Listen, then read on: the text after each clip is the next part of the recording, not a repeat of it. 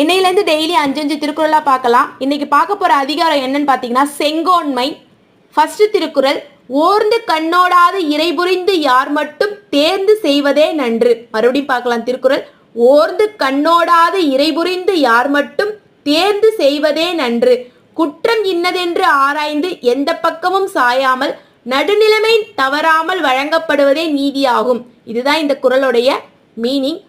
கண்ணோடாது அப்படின்னா இறக்கப்படாமல், இறைபுரிந்துனா நடுநிலைமையாக. ஒரு அரசர் எது கரெக்ட் அப்படின்ட்டு நடுநிலைமையோட யோசிச்சு தீர்ப்பு வழங்கணும்ன்றதா இதுக்கான மீனிங். அடுத்த குறள் பார்க்கலாம். வானோக்கி வாழும் உலகெல்லாம் மன்னன், மேல் நோக்கி வாழும் குடி. உலகில் உள்ள உயிரினங்கள் வாழ்வதற்கு மழை எப்படி அவசியமோ அதே போல ஒரு நாட்டில் உள்ள குடிமக்களுக்கு நல்லாட்சி என்பது ரொம்ப முக்கியம் அப்படின்றதா இதுக்கான மீனிங். மறுபடியும் பார்க்கலாம் குறள், வானோக்கி வாழும் உலகெல்லாம் மன்னன், மேல் நோக்கி வாழும் குடி. நெக்ஸ்ட் குறள், அந்தனர் நூற்கும் அறத்திற்கும் ஆதியாய் நின்றது மன்னவன் கோல். ஒரு அரசன் செங்கோன்மைதான் அறவோர் நூலுக்கும் அறவழி செயலுக்கும் அடிப்படையாக அமையும் அப்படின்னு சொல்றாங்க. இதுக்கான மீனிங் அதான். மறுபடியும் குறள் பார்க்கலாம். அந்தனர் நூற்கும் அறத்திற்கும் ஆதியாய் நின்றது மன்னவன் கோல்.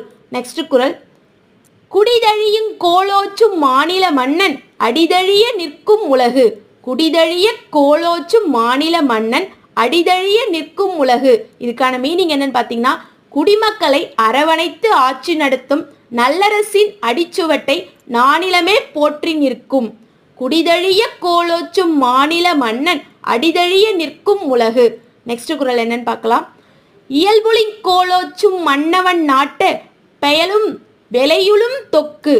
இதுக்கான மீனிங் என்னன்னு பார்த்தீங்கன்னா, நீதி வழவாமல் ஒரு அரசு நாட்டின் இருக்குமேயானால் அது பருவ காலத்தில் தவறாமல் பெய்யும் மழையினால் வளமான விளைச்சல் கிடைப்பதற்கு ஒப்பானதாகும். ஒரு அரசர் நீதி தவறாமல் இருந்தாருன்னா பருவ காலத்தில் எப்படி மழை பெய்யறது நமக்கு நல்லதோ அதே போல ஒரு நல்லது இதுக்கு மீனிங்.